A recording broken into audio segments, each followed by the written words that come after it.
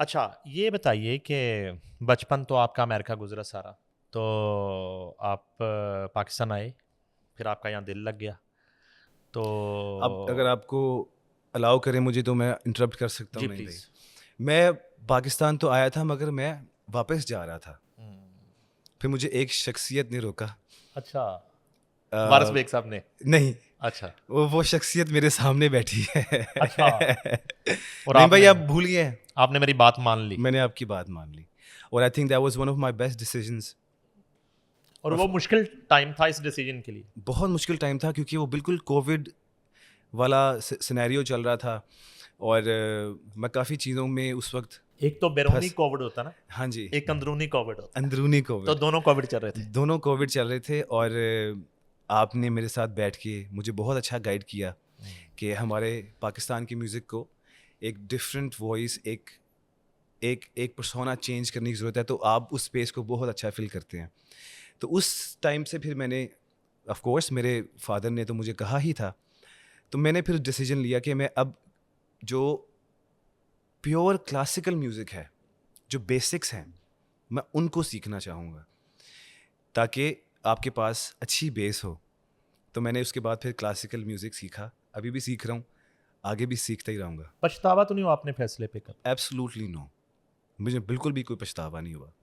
I think मैं यहाँ पे पाकिस्तान में रह के यूएस में भी मैं अपना करियर परस्यू कर सकता था, बट पाकिस्तान में रह के इधर की जो ग्राइम, जो प्योर रूट्स हैं, उनको समझ के म्यूज़िक कर रहा हूँ, तो वो ज़्यादा सेंस बन रही है मेरे लिए, ज़्यादा रिलेटेबल है। अच्छा, मैंने देखा कि आपका जो ज़्यादा वक़्त है, म्यूज़िक की भी बात करें तो ज़्यादा क्लासिकल सिंगर्स के साथ, गवैयों के साथ, उस्तादों के साथ मैंने आपको देखा है टाइम स्पेंड करते हुए। जी, बिल्कुल। हम उस्ताद राहत फ़तेह अली खान से शुरू हो जाते हैं, उनके साथ ज़्यादा आपके सेशंस रहते हैं। मैंने देखा Ustad Shafqat Ali Khan, absolutely. Legendary classical singer, Sham 84 घराना, उनके साथ कुछ सेशंस मेरी नज़रों से गुज़रे, बल्कि मैं खुद भी था उसमें रहा। फिर गुलाम अली साहब के साथ आपकी बहुत नशिस्तें होती हैं एब्सोल्युटली। और हुसैन बख्श गुल्लू साहब के साथ आपकी नशिस्तें हुईं एब्सोल्युटली। और जो है उनको आपने ट्रिब्यूट भी पेश किया। बिल्कुल। आपने फ़रीदा ख़ानम जी को ट्रिब्यूट पेश किया, आज जाने की ज़िद ना करो। जी। आपने उस्ताद हुसैन बख्श गुल्लू साहब को ट्रिब्यूट पेश किया। गुलाम अली खान साहब सोनिए को। ये तेरे नाल दगा गुल मैं कमावा, जी, आपने गुलाम अली साहब को हंगामा भी किया हंगामा और भी। मे बी नु एक और भी सॉन्ग था नुसरत फ़तेह अली खान साहब और को नुसरत भी। अली खान साहब को आपने ट्रिब्यूट पेश किया। बिल्कुल। अच्छा, शुरू में तो आपने ये एक ट्रिब्यूट एक मेडलेज़ किए। उनका क्या रिस्पॉन्स रहा, क्या फीडबैक रहा? और उसके बाद फिर ग्रेजुअली आप अपने म्यूज़िक की तरफ भी आए हुँ, और वो हॉलीवुड में जो 3 सॉन्ग किए। बिल्कुल। पहले तो मुझे ये बताइए कि इन उस्तादों से एक जो कहा जाता है कि ये घरानों से बाहर जो है इनको कोई नया सिंगर बर्दाश्त नहीं होता। ऐसे ही है। ये इसको गाइड ही नहीं करते, ये इसको बताते ही नहीं है, ये इसको वक़्त नहीं देते। आपके साथ कैसा एक्सपीरियंस रहा? नहीं भई, सबसे ज़्यादा जो बड़ी प्रॉब्लम ये है कि हमारे मुआशरे में, या जिस तरह मेरी तरह की जो मॉडर्न सिंगिंग है, जो वेस्टर्न या इंडी म्यूज़िक है, वो एक्सेप्ट नहीं करते या वो इज़्ज़त नहीं देना चाहते अपने लेजेंड्स को। वो कहते हैं कि अच्छा क्लासिकल है तो क्लासिकल गा ली है तो ठीक है, but they don't understand even जो आम आवाम है उनको भी इस चीज़ की नॉलेज नहीं है कि जो क्लासिकल म्यूज़िक है वो कितना मुश्किल है। हुँ, आज भी अगर हम सुनते हैं तो चुपके चुपके सुनेंगे। हुँ, आज भी अगर हम आप सुन रहे हैं तो नुसरत फ़तेह अली खान साहब को ही सुन रहे हैं। हुँ, आज भी अगर आप सुन रहे हैं तो मेहदी हसन खान साहब को ही सुन रहे हैं और सुनते रहेंगे। आपका जब मूड ख़राब हो तो आप रैप म्यूज़िक या इस तरह की डिफरेंट जॉनर्स को नहीं सुनते। हुँ, अपने रूह को महसूस करने के लिए आप क्लासिकल सुनते हैं। तो मेरी अपब्रिंगिंग के अंदर, हुँ। मेरी तरबियत के अंदर बड़ों को इज़्ज़त देना, उनसे प्यार लेना, उनकी दुआ लेना, ये मेरी ज़िंदगी का हिस्सा है। तो क्योंकि मैंने म्यूज़िक के अंदर स्टेप किया था, तो उन सब की दुआ ज़रूरी है लेना। तो एक-एक करके सबके साथ सेशंस मैंने किए। उनसे सिर्फ़ सीखा कि अगर हुसैन बख्श गुल्लू है, एक शख़्स, तो वो कैसे बनता है? या गुलाम अली खान साहब हैं, तो वो कैसे बनते हैं? तो उनके साथ बैठ के, उनके एक्सपीरियंसेस, उनकी बातें सुन के मुझे बहुत अच्छा लगता है। और मैं उनको इम्प्लीमेंट अपनी लाइफ के अंदर, अपनी ज़िंदगी के अंदर करने की कोशिश करता हूँ। मैं उनके जैसा गा तो नहीं सकता। जो उनकी रियाज़त थी 22-22 घंटे, 20-20 घंटे रियाज़त करना, हम उस तरह तो कोशिश भी करें तो बड़ा मुश्किल होगा करना, बट हम उनसे सीख सकते हैं, क्योंकि वो खाली लोग नहीं हैं, वो इंस्टीट्यूट्स हैं जिनको लता जी बैठकर सुन रही हैं और आंसू बह रहे हैं, गुलाम अली जी। तो इनके साथ बैठना, राहत फ़तेह अली ख़ान साहब के साथ बैठना, जब आप उनके साथ बैठते हैं, उनके साथ 2-3-4 घंटे आप बात करते हैं, म्यूज़िक सुनते हैं, तो आपको रियलाइज़ होता है कि आज अगर दुनिया में इनका नाम है तो किस वजह से है, बिकॉज दे आर ग्रेट। ये सारे पॉजिटिव लोग हैं, सारे बड़ा जो है वो हक की बात करते हैं, सुर की बात करते हैं, इंसाफ की बात करते हैं। हक की बात। सुर नहीं भाई, मुझे गुलाम अली ख़ान साहब की बहुत खूबसूरत लगती है बात। उन्होंने मुझे बताया कि बेटा, जो सुर है वो सच्चा होता है, और जो सच्ची बात होती है वो सुरीली होती है।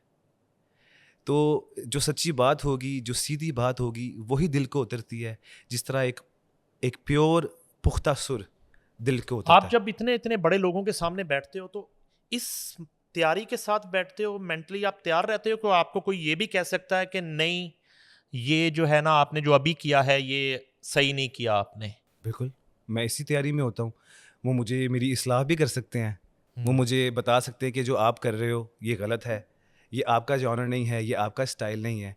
मगर जब मैंने फिर हंगामा है क्यों बरपा जब मैंने रिकॉर्ड किया था, कोविड के टाइम की बात है, और 2020 था ना? 2020। तो गुलाम अली साहब ने ये कहा था वो सुन के कि ये हंगामा 2020 है, जी बिल्कुल ऐसे ही। यानी कि आज का ये जदीद हंगामा है, और उसमें थोड़ी सी आपने चेंजिंग भी की, हालांकि वेरिएशन की, और उसको उन्होंने एंजॉय किया था कि बिल्कुल। ये तो तो नहीं भाई, मैं ये कैसे भूल सकता हूँ बातें। मैं तो बचपन से, जब मैं 3-4 साल का था, मैं अपने फादर के साथ, अपने दादा जान के साथ गुलाम अली ख़ान साहब को सुनता था, किशोर दा को सुनता था, लता जी को सुनता था। आपका एक इंडिया टूर भी तो था, वो तो ज़रा हमारे साथ शेयर करें। इंडिया की किस किस से मुलाकात हुई, और वहाँ भी कुछ म्यूज़िक सेशन हुआ कभी? वहाँ भी आपने इतनी दलेरी से गागू दिया? नहीं भाई, मुझे तो मौका चाहिए होता है कि कहीं स्टेज हो, माइक हो, तो मैं परफॉर्म करना शुरू कर देता हूँ। इंडिया गए थे डैड अपने म्यूज़िक वीडियोस के लिए, जब उन्होंने मल्लिका अरोड़ा और अमृता अरोड़ा को कास्ट किया था, तो कुंडल और किया था? तेरे बिना तेरे बिना किया था। उधर मेरे फादर अच्छा। ने सॉन्ग्स किए थे। तो उसी दौरान मैं भी उनके साथ, अच्छा, उस टूर में थे आप? जी उस टूर अच्छा, में। किस किस से मुलाकात हुई वहाँ पे? उधर मुलाकात हुई सुष्मिता सेन से, ओए। ऋतिक रोशन से, अजय देवगन से, one and only Salman Khan, David Dhawan, वो सबके साथ पापा का बहुत प्यार है, बहुत रिस्पेक्टफुल रिलेशनशिप। तो मैं साथ होता था, और मेरे डैड को पता था कि ये तो गाता है। सुखविंदर सिंह, छैया छैया, उनके साथ तो मैं 12 साल का, 13 साल का बच्चा उनको सुना रहा हूँ, कुछ तो लोग कहेंगे। तो वो, I remember Sushmita Sen started crying when I was singing. मैं बहुत छोटा था, तो एक बचपन से ही मुझे बड़ी अच्छी वैलिडेशन मिल गई।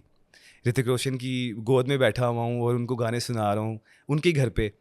तो ये कुछ एक्सपीरियंसेस हैं जो आपको मोल्ड करते हैं। मुझे बचपन से ही पता था कि मैंने यही करना है, क्योंकि मुझे इसी में वैलिडेशन सबसे ज़्यादा मिली है। सबसे ज़्यादा तारीफ़, सबसे ज़्यादा प्यार, सबसे ज़्यादा रिस्पेक्ट म्यूज़िक की वजह से मुझे मिली है। यार एक सच तो बोलें, ये अब अमार बेग और इधर वारिस बेग, सामने सुष्मिता सेन, मलाइका अरोड़ा, अमृता अरोड़ा, तो ये जो है क्या कंपटीशन था वहाँ पे? कोई कंपटीशन नहीं था, मैं बहुत छोटा था उस यार आपने तो किया कंपटीशन, आपने जो ड्यूट सॉन्ग किया है वारिस बेग के साथ, वक्त। वो कितना बड़ा कंपटीशन है, वो जिसमें वो लड़की एंड पे किसके साथ गई? वारिस बेग साहब के साथ। इस दफा भी वारिस बेग के साथ गई। वो एक बड़ा हिस्टोरिक, वो I haven't release that yet. Yes. वो एक बड़ा हिस्टोरिक म्यूजिक वीडियो है। वो उसके लिए लोगों को थोड़ा सा वेट करना पड़ेगा। वो बहुत मजे का वीडियो है। लेकिन उसका ऑडियो तो कर लिया था ना ऑडियो release? तो उसका रिलीज है। अच्छा, वो भी हमने सुनना है आपसे। और ये है कि ये तो एक सेशन और एक पॉडकास्ट वाला सीन नहीं है भाई, इसमें तो हमें वो कंसेक्टिव आपके साथ नशिस्तें करनी पड़ेगी पार्ट्स में और पार्ट्स में करना पड़ेगा। एक छोटा सा मेडले मैं आपके साथ खेलूंगा और उसके बाद म्यूज़िक जो है थोड़ा सा हम करेंगे जिस पे हम इख्तिताम करेंगे।